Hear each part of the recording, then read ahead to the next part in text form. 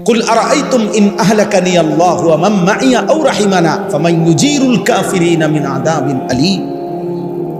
আল্লাহ নবীকে বলছে, বন্ধু আপনি বেঈমান কাফেরদেরকে বলেন, হে কাফেররা, তোমরা যে প্রতিনিয়ত নাফরমানি করছো, কুফর, শিরিক, মূর্তি পূজা, চুরি, ডাকাতি, জিনা, ব্যভিচার, মদ, জুয়া, নারী, অশ্লীলতা, বেহায়াপনা, তোমরা যে চাচ্ছ আমার অকল্যাণ, তো আল্লাহ বলে, নবী আপনি বলেন, হে বেঈমান, আমি নবী মুহাম্মদ আর আমার অনুসারীরা, আমি যদি সবাইকে নিয়ে আমি যদি মরেও যাই অথবা বেঁচেও থাকি, মনে করো আমি শেষ হয়ে গেলাম, তো আমি যদি দুনিয়া থেকে শেষ হয়ে যাই হইলাম আর কি, কিন্তু তোমাদের এই পাপ এবং নাফরমানির জন্যে আল্লাহর হাত থেকে তোমাদেরকে কে বাঁচাবে?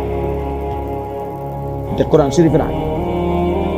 আচ্ছা ঠিক আছে, আমি চলে গেলাম, আর মাদ্রাসা বন্ধ হয়ে গেল আর কি, মসজিদগুলো বন্ধ হয়ে গেল আর কি, এই মোল্লা মৌলবী সব ব্রাশ ফায়ারে গুলি দিয়ে শেষ হয়ে গেল আর কি, কিন্তু এরপরে তোমাদের জিনা, ব্যভিচার, মদ, জুয়া, তোমাদের সুদ, ঘুষ, তোমাদের কিস্তি, তোমাদের হারাম, তোমাদের চরিত্রহীনতার জন্য যে পাপ হচ্ছে, তো আল্লাহর হাত থেকে কে বাঁচাবে? কথা বলেন না, বলো না। একটা ছেলে ভাই বলো, মনে করো আমরা মরেই গেলাম, তো এতে করে তুমি কবরের আযাব থেকে বাঁচা যাবা? মনে করো মাদ্রাসা বন্ধ হয়েই গেল, সারা বাংলাদেশের কওমি মাদ্রাসা, তো এতে করে বাকি মানুষগুলো জাহান্নামের আযাব থেকে বাঁচা যাবে? তো আমি মরলেই কি বাঁচব? এটাই আয়াতের অর্থ। কি সাংঘাতিক কথা দেখছেন।